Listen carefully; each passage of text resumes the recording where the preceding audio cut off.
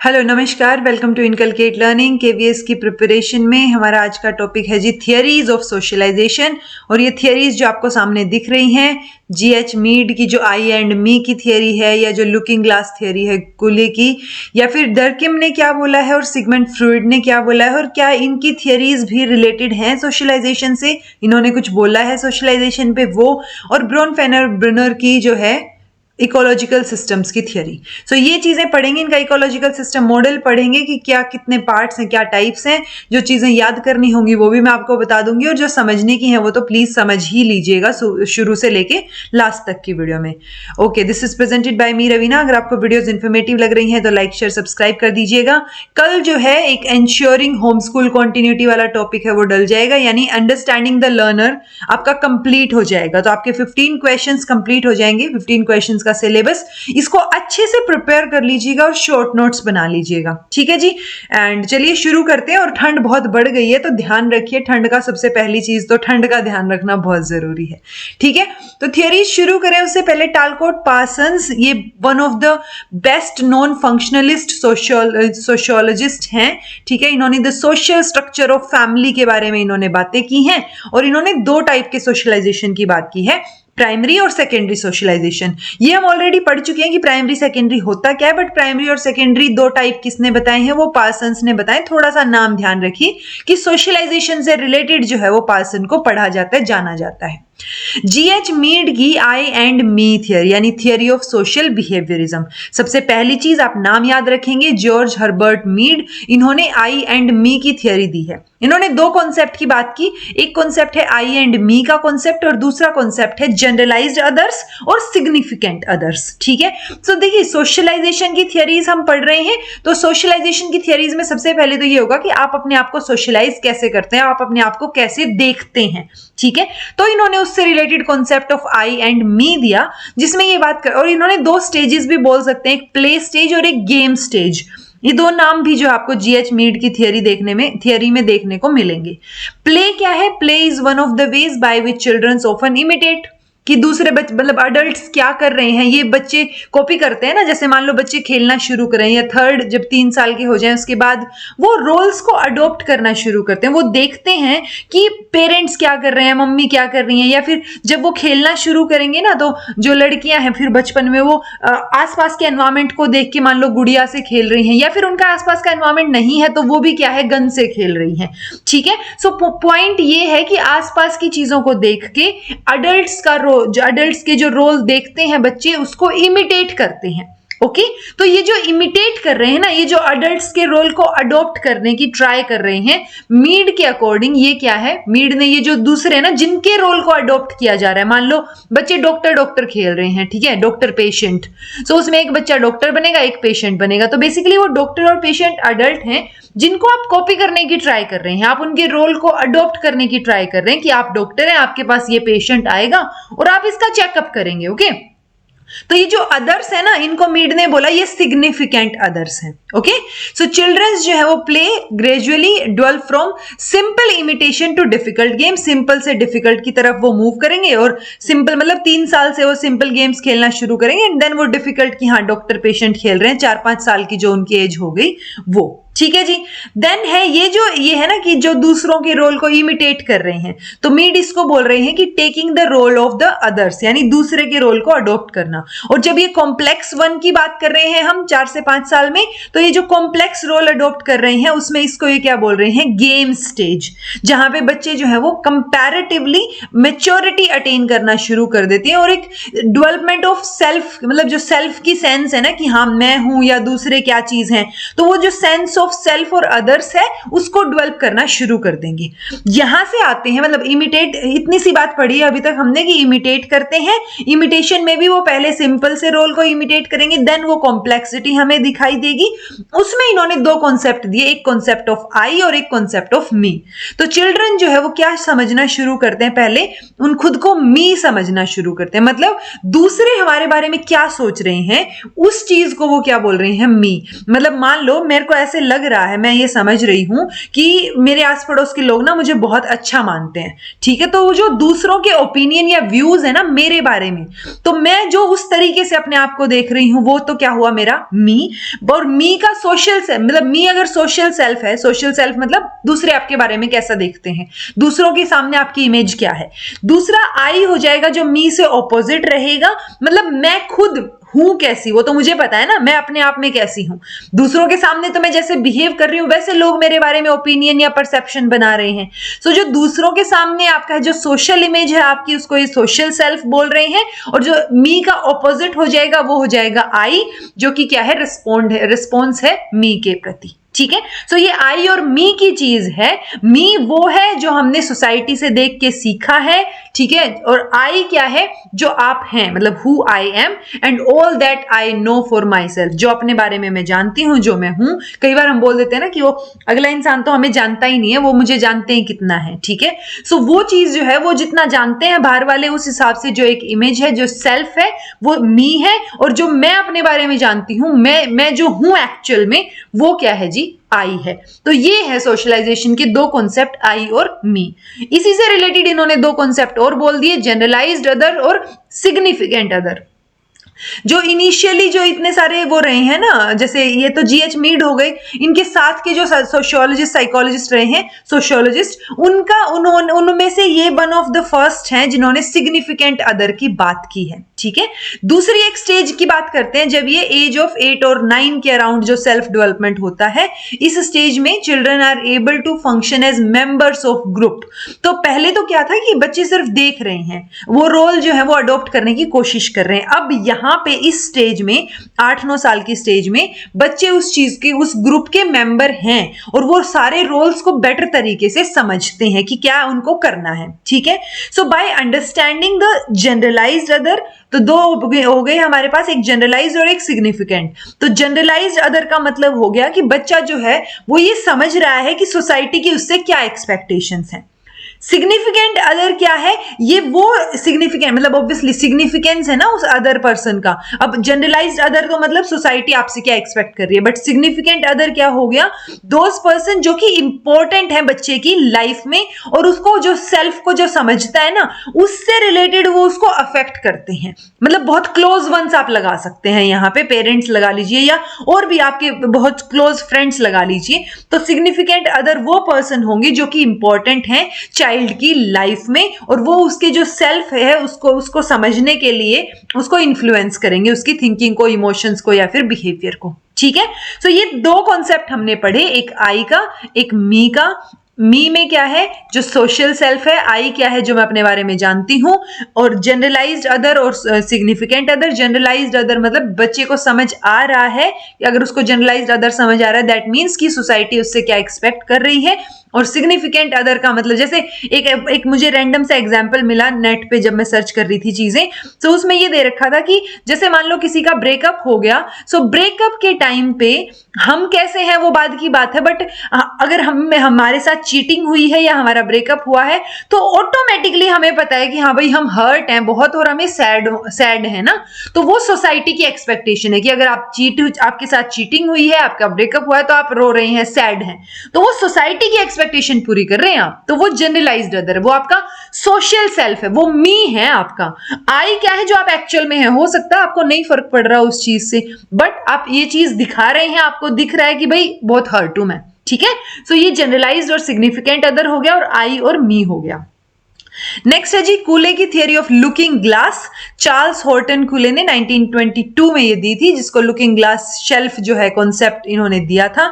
जैसे कि मिरर को जब हम देखते हैं ना, तो उस मिरर में क्या है, अपने क्लोथिंग या हमने कैसे पहन रखे हैं चीजें, कैसा हमारा फेस है, कैसी फिजिक है, सब चीजें दिखती हैं, एक ओपिनियन सा बन जाता है हमारा।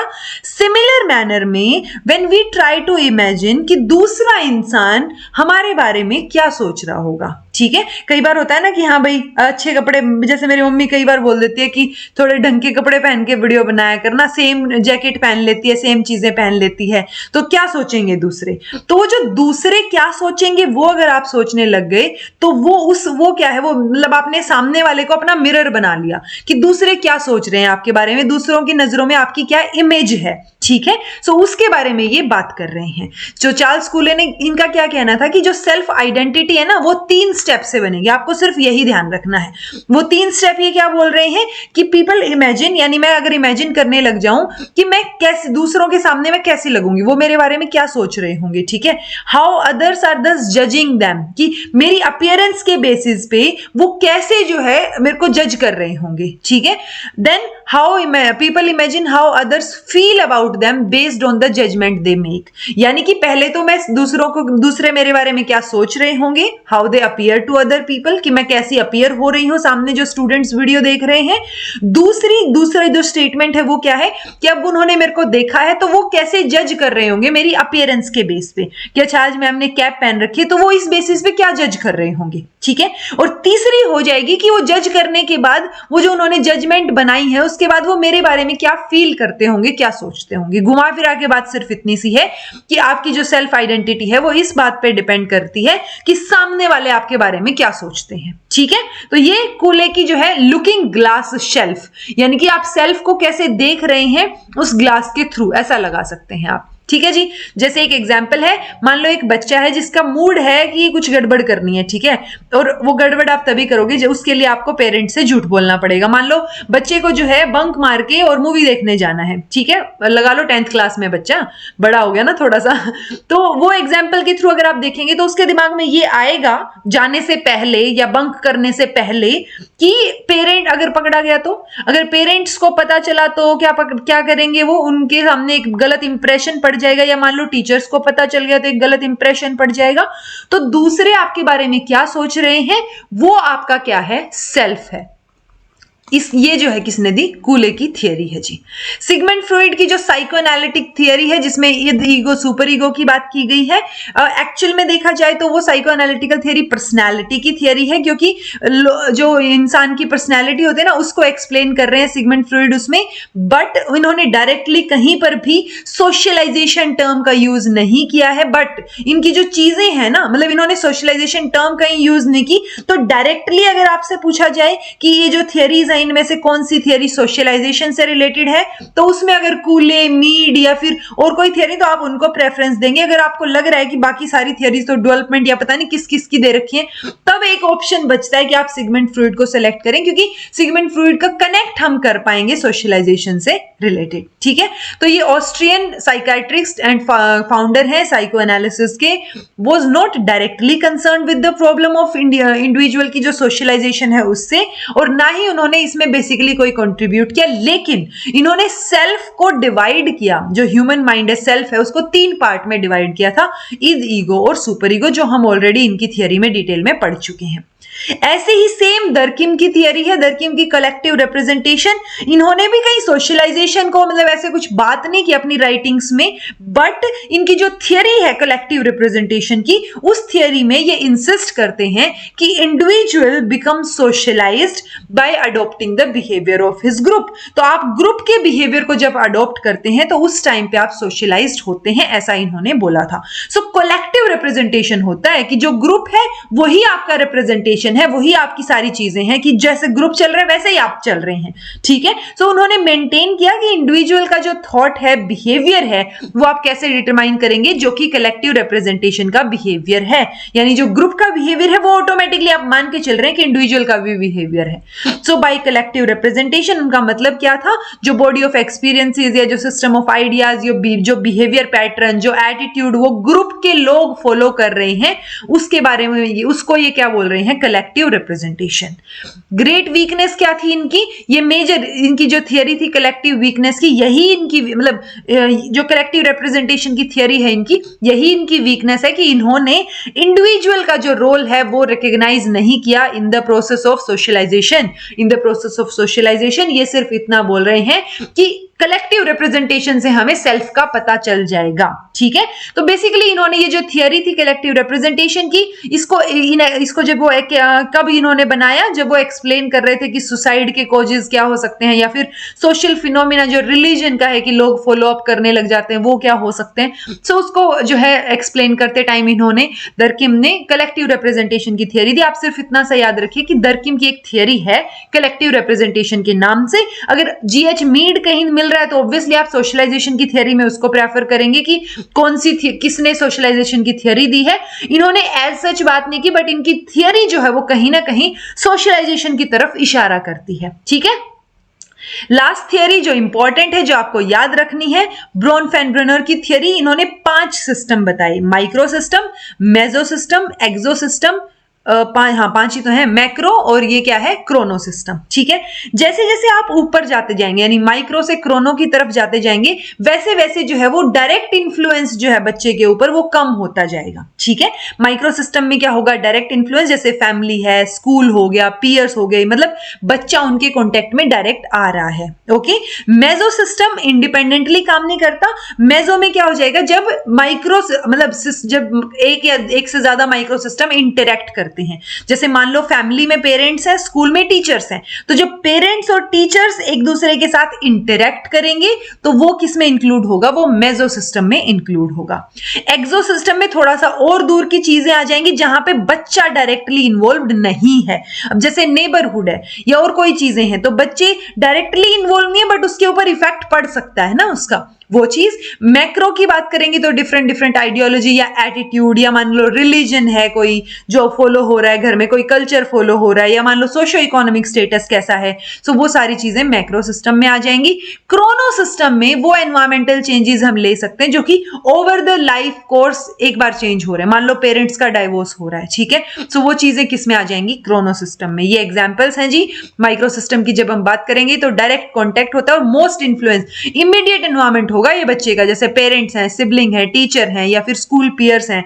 ठीक है, मेसो की जब बात करेंगे तो अगर पेरेंट्स जो है बच्चे के वो कम्युनिकेट करते हैं बच्चे के टीचर्स से, तो वो क्या हो गया, मेसो सिस्टम। जहां पे मेसो सिस्टम क्या है, a system of micro system, यानी इसमें एक से ज्यादा माइक्रो सिस्टम इंटरेक्ट कर रही हैं। एक्सो सिस्टम में क्या आ गया, जैसे नेबरहुड हो गया, या पेरेंट का वर्क प्लेस हो गया, पेरेंट के फ्रेंड्स हो गए, या मास मीडिया हो गया, जिसमें बच्चा डायरेक्टली इन्वॉल्व्ड नहीं है, बट वो जो उसके एक्सपीरियंसेस है, मान लो पेरेंट्स का जो है वर्क प्लेस पे कोई मूड खराब हो गया, बॉस ने कुछ बोल दिया, जब वापस आके पापा ने या मम्मी ने आपके ऊपर गुस्सा निकाल दिया, सो अब आपका उस बॉस से, उस एनवायरमेंट से, वर्क प्लेस से कोई लेना देना नहीं था बच्चे का, बट उसके ऊपर इफेक्ट हो रहा है। ठीक है, सो वो डायरेक्टली इन्वॉल्व नहीं है, बट एक्सटर्नल उसके जो एक्सटर्नल एक्सपीरियंसेस हैं पेरेंट्स के, उसकी वजह से वो एक्सो सिस्टम में आ गया।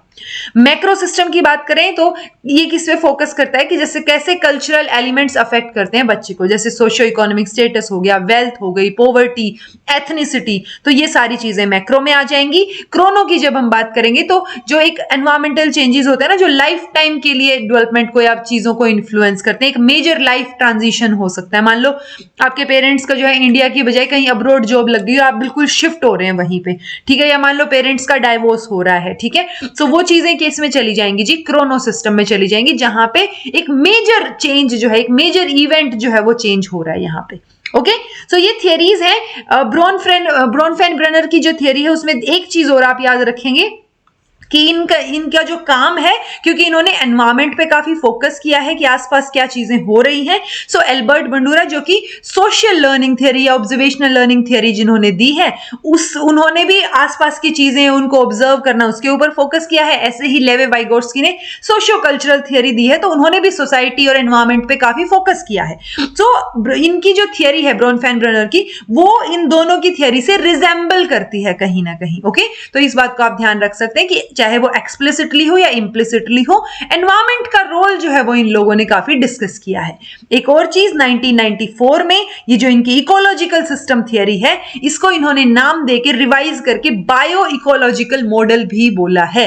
तो अब चाहे बायो इकोलॉजिकल मॉडल बोले, इकोलॉजिकल सिस्टम थियरी बोले, आपको पता होना चाहिए ब्रोन-फेन-ब्रेनर की है, 5 सिस्टम्स की बात इन्होंने की है और एग्जाम्पल समेत आपको पता होना चाहिए। कई बार एग्जाम्पल देके पूछ लिया जाता है कौन से सिस्टम में ये एग्जाम्पल फिट बैठेगा। ओके, तो आपको कॉन्सेप्ट क्लियर होना चाहिए। कुछ समझ नहीं आया है तो कमेंट करके पूछिएगा, और समझ आ गया है तो डेफिनेटली कमेंट करके बताइएगा, because feedback is very important कि आपको समझ आ रहा है या नहीं आ रहा। सो मैं फीडबैक तो जो है आपसे एक्सपेक्ट कर ही सकती हूँ कि आप लोग बताएंगे कि कैसा लगा आपको आज का lecture. This was all about today. Thank you so much for watching. Be happy, keep smiling, be consistent in your studies. रोज थोड़ा थोड़ा पढ़ते रहिए और इनकलकेट लर्निंग को सब्सक्राइब कीजिए, because it is absolutely free.